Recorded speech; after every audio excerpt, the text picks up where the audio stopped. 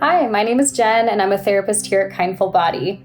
At Kindful Body, we're a group of clinicians that are passionate about helping people heal their relationships with food and their bodies. On that note, today I wanted to teach you a little bit about something called selective attention and how it applies to our body image and how we can use that information to support ourselves on bad body image days.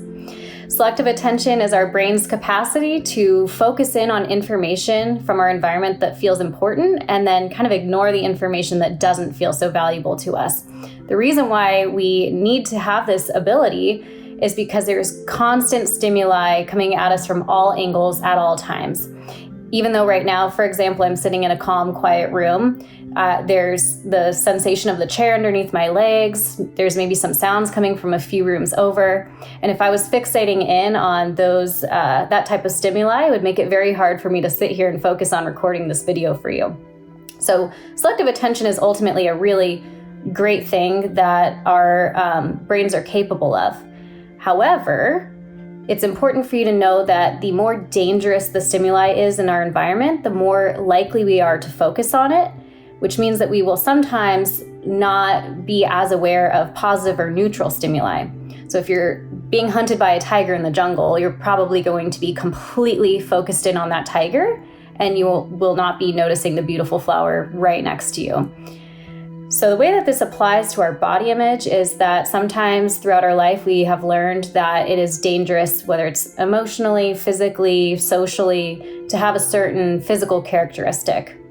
When that happens, our brain then engages in selective attention and we tend to focus and fixate on that body part that feels dangerous to us. This is problematic, of course, because then it can distort our self-image and our perception of our bodies if we are constantly kind of like discarding the positive or neutral stimuli about ourselves.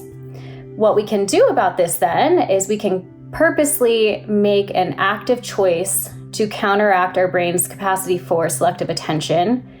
So for example, if you are looking at a photo of yourself, you might normally go straight to your quote-unquote problem area. So if you feel uncomfortable about your stomach, your eyes will likely go straight to your stomach in the photo, and you might end up finding yourself criticizing that, even though there could be so many other wonderful things about that photo. So the way that we would purposely counteract our capacity for selective attention would maybe be to first start with things in the photo that have nothing to do with your body at all.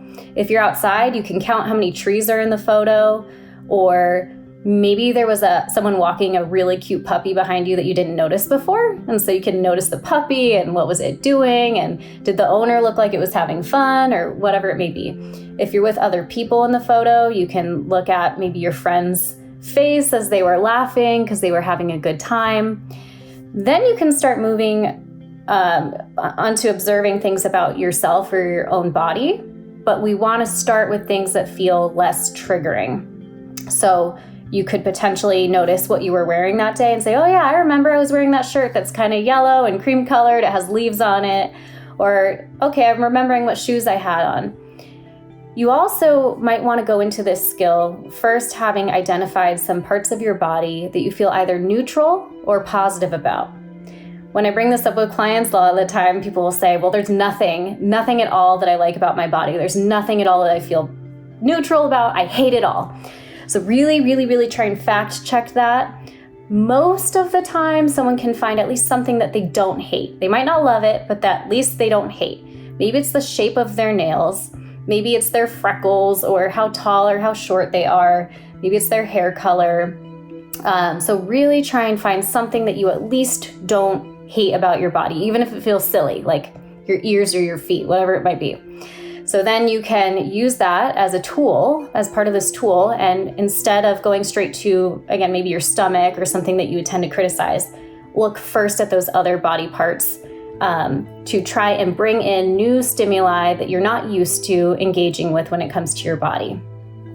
So remember that this is a coping strategy that you need to actively make a choice to utilize.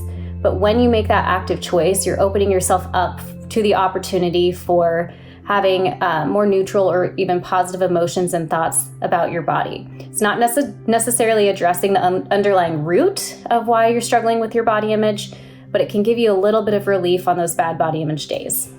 So again, that's a little bit about selective attention, how it applies to our body image, and then how we can use that information to support ourselves on days when we're really struggling with our self-image. So if you or someone you know in California could use more support with body image and food, please reach out to us for support. Kindful Body, we are here and we are ready to help. So you can call or text us at 415-323-6755, or you can email us at connect@kindfulbody.com. You can also contact us right on the contact page of our website, which is www.kindfulbody.com. All right, thank you so much and take care.